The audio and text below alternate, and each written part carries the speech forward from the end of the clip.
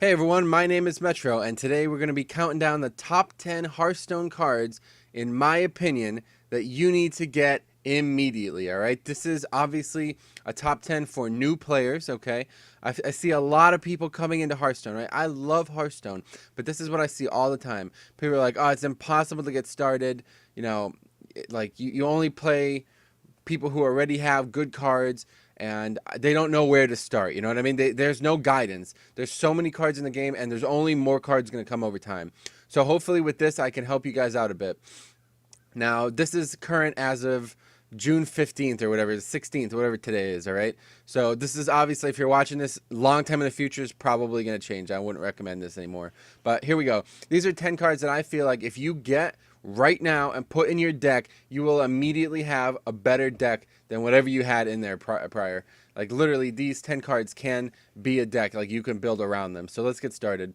The first one is Kazan Mystic, all right? I really like this card, but it's number 10 for a reason, all right? It's a rare card, comes from GVG packs, so it might not be the easiest to get for a brand new player. It's only 100 dust, and if you follow the guide I'm going to put up on how to get, good cards and play quick and get dust quick, then you shouldn't have too much trouble with this. But I don't know if I would put this in every deck.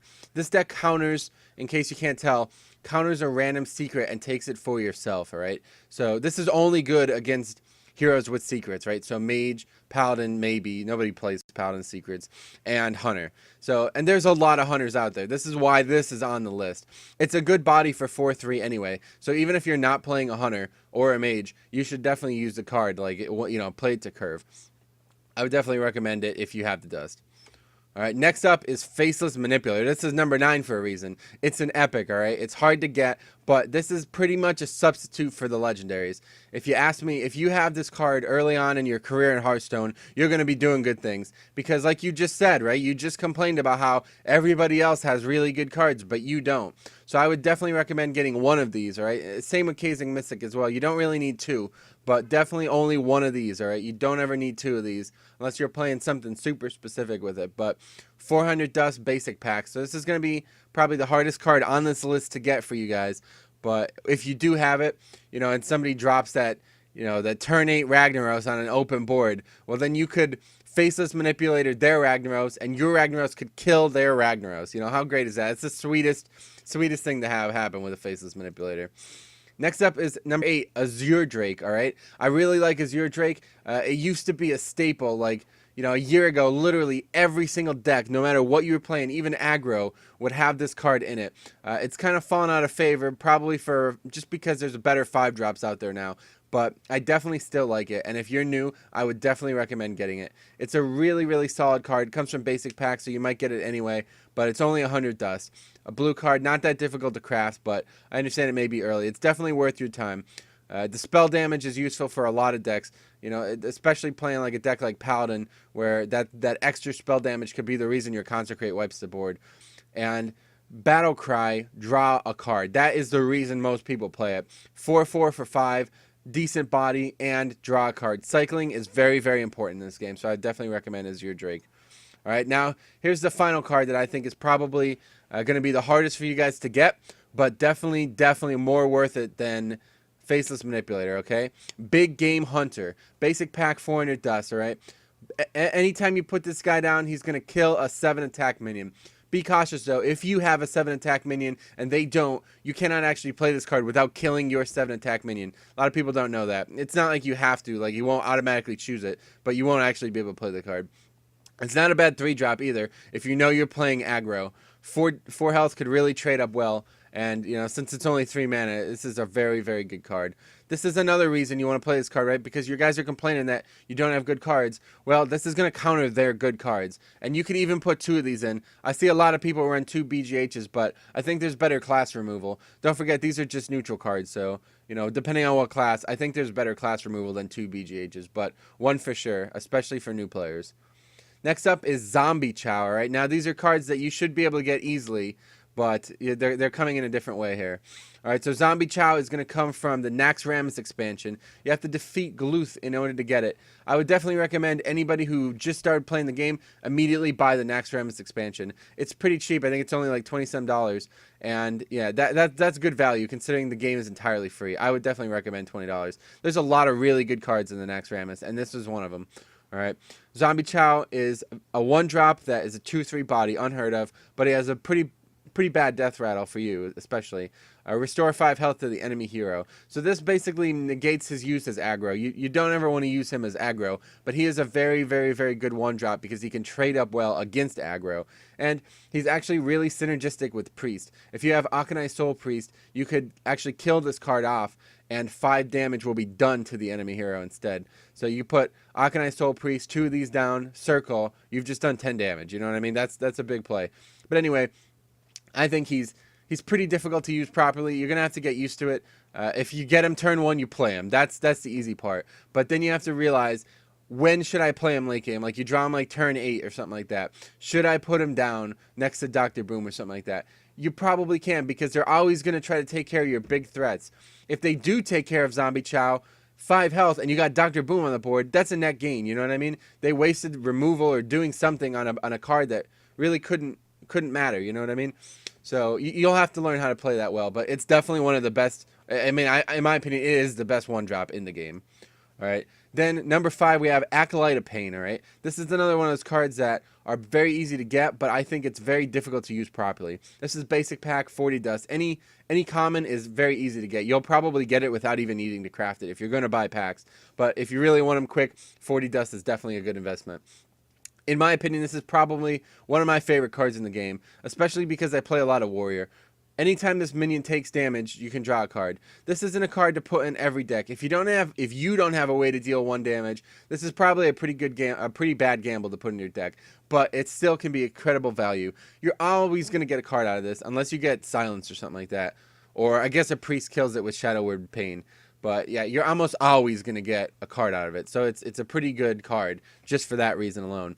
But especially if you're playing a lot of aggro, which you'll see early on, you'll play a lot of cheap decks, you know what I mean? People don't have good cards, so they're going to play like Face Hunter and Mech Mage and all that. You're going to have a really good trade here almost always. There's a lot of things that you can kill that have 1 health. And, you know, they usually only have 2 damage, but you might even get lucky. Somebody might play something with 1 damage, and then you're getting free cards. So I would definitely recommend Acolyte of Pain, especially if you're trying to play like a more control-y deck.